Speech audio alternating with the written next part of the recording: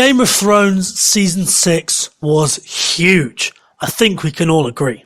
Certainly the biggest season to date. There were hundreds of things that happened in the space of 10 hours. I couldn't possibly get to them all.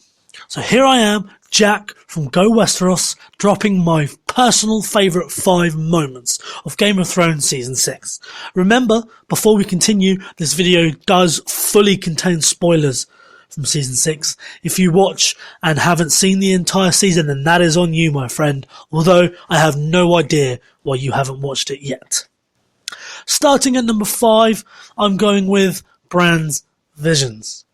After being absent and leaving a hole in the show in Season 5, it was really great to see the young but somehow really old looking Bran Stark back in the mix, and this time it was in a major way. The boy wasn't being dragged on Hodor's back for the first time ever. No, he was learning how to travel through time and space with the three-eyed raven, played by the incredible Max von Sydow. We saw a young Hodor, who we find out was named Willis. We learned that the ever-looming White Walkers were created by the Children of the Forest when they drove Dragonglass into the heart of the man who went on to become the Night's King. We learned why and how Willis became Hodor, which of course ended in the most heartbreaking moment I would say this series has ever seen. We saw an awesome battle between Ned, Howland Reed, Sir Gerald Hightower and the awesome Sir Arthur Dayne outside the Tower of Joy, and of course the moment every fan in existence has been waiting for, the reveal of Jon Snow's true parentage. The son of Lyanna Stark and Rhaegar Targaryen, given to Ned to raise as his own. Some fans have been waiting for this for 20 years, and I really do feel happy for them whether they like the show or not. Bran's visions are extremely important, and all of these reveals are worthy of being on the list by themselves.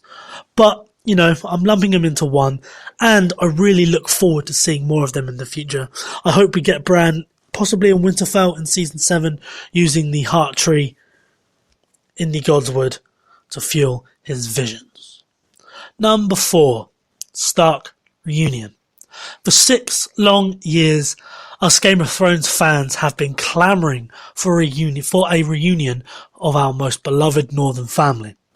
Ever since Ned and the girls rode south, Jon went north to the Wall, and war erupted throughout Westeros in the earlier season of the show's tenure, we have been grasping at any possible chance for a Stark reunion. We've been teased a few times when Jon tried to abandon the Wall to help Robb in battle before being stopped by his black brothers, and a bigger tease when Arya was at the twins and so close to her mother and brother before they were slaughtered at the Red Wedding. Who would have ever thought that 2 characters who had never previously shared screen time together would be the first Stark reunion we get? Sansa Stark and Jon Snow. Better yet, who would have ever thought that a reunion of 2 characters who had never shared screen time would provoke so much emotion and relief in all of us? After finally escaping from Ramsay Bolton with the help of Brienne of Tarth and Theon Greyjoy, Sansa Stark arrives at Castle Black, where her recently resurrected half-brother was there to receive her, Jon Snow. A huge relief to fans around the world, and for the characters themselves, who were allowed to take a moment with family after everything they had both gone through. Number 3, the return of Uncle Benjen. Do you remember Uncle Benjen? Most probably didn't, aside from the odd mention. He wasn't the most important character in the scheme of things. He was only involved in, 3 episodes altogether, and that was in Season 1. But the disappearance of Benjen Stark, brother and first Ranger of the Night's Watch, and Jon Snow's uncle, has plagued the fans ever since the first book came out in the mid-90s. Following the untimely death of the Three-Eyed Raven, Summer the Direwolf, and the beloved Hodor, both Bran and Meera Reed were on the run from Whites and White Walkers alike. Everything looked dire for the two. Meera, a young girl, having to drag a crippled man-boy through the dense snow whilst being hunted by the undead. Well, who saved them? the undead itself, I guess. The hooded man who saves them both with fire and steel is revealed to be Uncle Benjen on horseback. It would have been nice if it was the moose. Hey, book fans. Benjen claims the three-eyed raven lives again through Bran. Benjen claims he was saved by the children of the forest when he was stabbed through the heart with Dragonglass himself after almost being killed by White Walkers. Is Benjen a White Walker himself? Is he slowly delving into that evil state that the Night's King and the others have become? Questions are still unanswered, but I am very glad to have Benjen Coldhands back in the mix. Number 2. Who let the dogs out? Remember back in Season 4 with that awesome brawl between Brienne of Tarth and the Hound the Hound Sandor Clegane. Remember how the Hound had his ear bitten off, how he gripped Valerian's steel with his bare hands, and how he was kicked off of a large cliff? Remember how Arya left the guy for dead? I do, and I'm sure you do as well. From what I can tell, the fandom was divided on whether they thought Sandor Clegane was dead or not, or perhaps whether he would come back into the mix or not. I was on the fence, personally.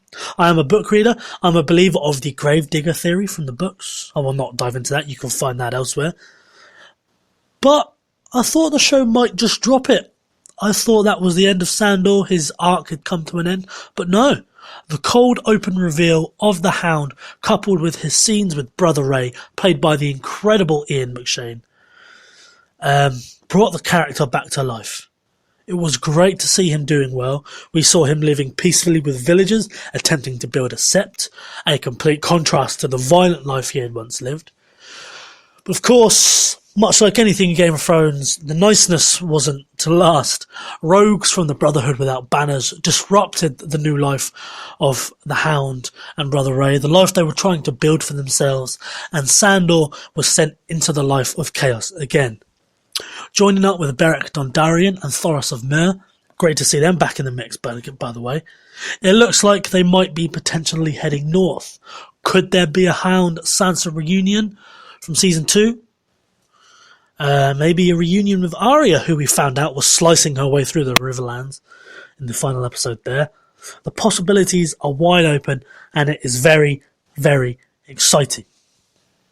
Now, we come to number 1, and my favourite thing, moment, episode, blah, blah, blah, from Game of Thrones Season 6. The Battle of the Bastards. I'll say it now. The Battle of the Bastards. Having watched it multiple times since it aired a couple of weeks ago, is my favourite episode of Game of Thrones to date. From the music, to the emotion, to the relief, the pain, the fantastic directing. In my opinion, this episode was top to bottom perfect. And it seemed perfect television, and it seems that most of the fandom agrees. This episode remains a firm 10 out of 10 on IMDb. I believe that makes it the first ever Game of Thrones episode to reach 10 out of 10. Could be wrong. Tell me if I am wrong. Game of Thrones usually excels on the penultimate episode of their seasons, and Season 6 was no exception. The battle itself was incredibly well done. The visuals, the tracking shots of Jon fighting, that was one of the first things I noticed with this episode.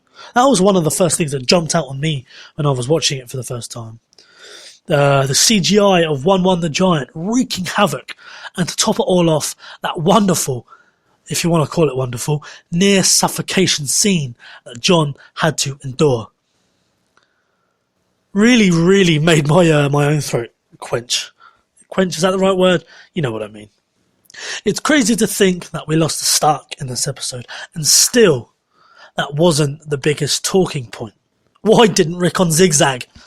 But seriously, amongst all the chaos was true emotion.